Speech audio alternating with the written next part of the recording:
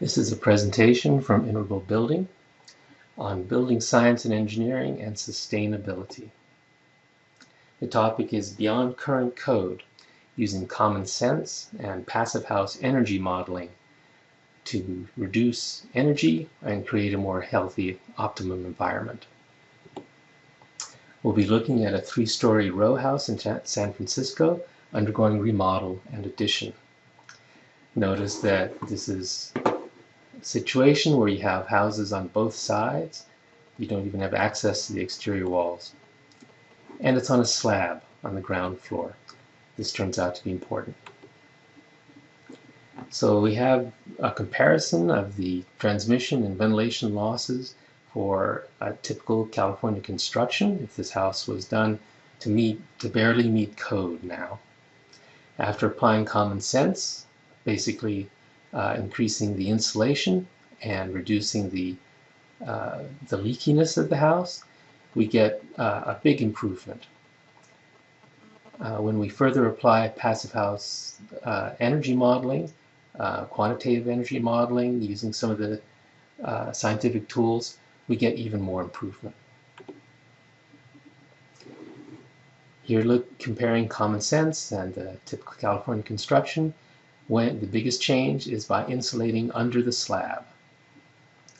Another big change is when we go from a leaky house, 8 air changes per hour at 50 Pascal with no heat recovery ventilation, to a fairly tight house, 2 air changes per hour at 50 Pascal with heat recovery ventilation.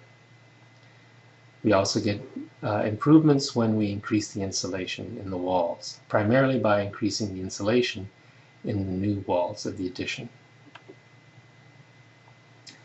If we compare passive house, the PHBP energy modeling results and our common sense approach, if we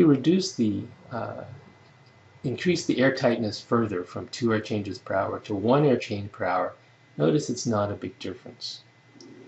If we improve the windows, and we'll see more about that, that we also get some improvement. But the real improvement here is when we get rid of the thermal bridges and when we insulate the one wall which was thought not worth bothering with because it was too hard to get to, it had wood paneling, too much trouble.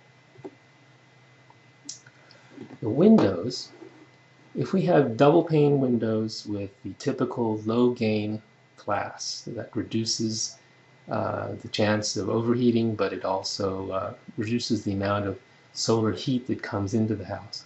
Basically, we have about twice the losses through those windows over the course of the year compared to the gains we get through those windows.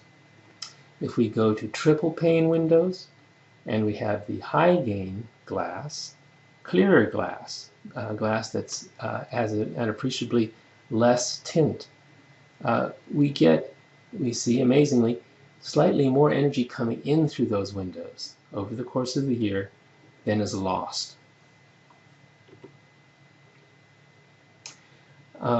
Let's look at what we mean by these thermal bridges.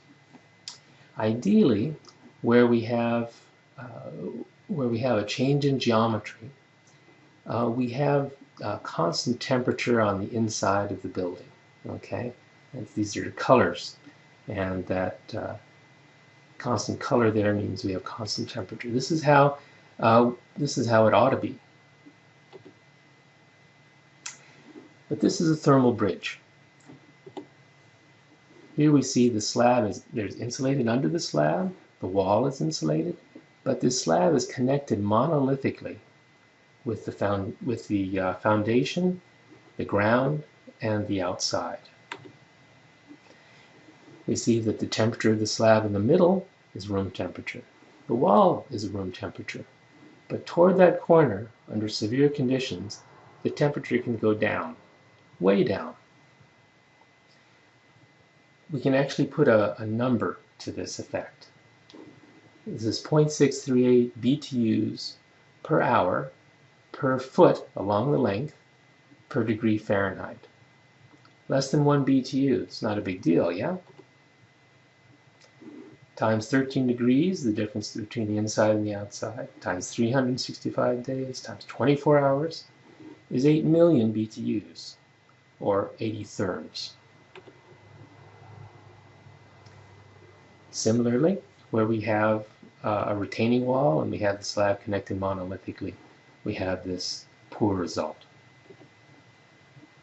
And where we have a post coming down, we stop typically, structural engineers would expect to stop the insulation and have a 2x2 or a 3x3 area where the interior slab is connected directly to the ground.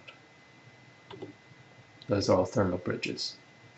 So if we get rid of these thermal bridges, how do we do this? We run the insulation under the slab and right and up to the corner, up to the wall.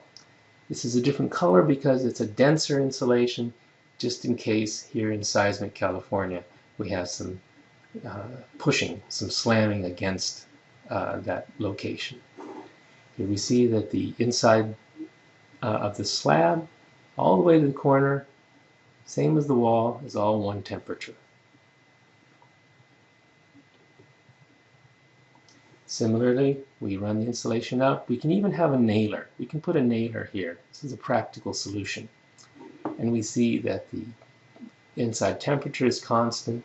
The thermal bridge calculation, it comes out to be negative.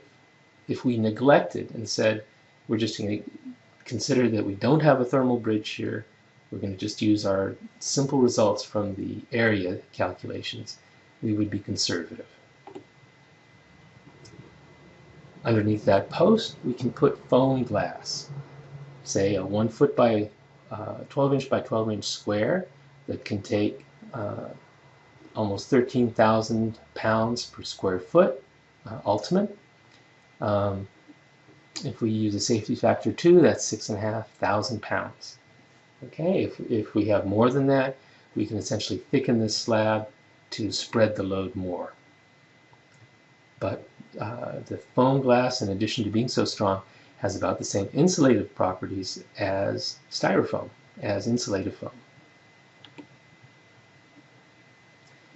So, by going from typical California construction to using common sense and passive house energy modeling, we reduce the peak heating load, for instance, by over 75%. We get rid of the forced air furnace using a hot water heater to supply both domestic hot water and space heat. We get rid of the dusty, dirty ducts, 8-inch ducts leading to registers in every room. Instead, we have 4-inch ducts supplying fresh air and most of the space heat. And this is filtered fresh air. We increase the comfort because there's not cold surfaces around us. The more even the temperature of the surfaces around us, the lower the air temperature can be for the same comfort. And over the course of 50 years, we can reduce the carbon dioxide generated from 429 tons of carbon dioxide to 67 tons. Thanks.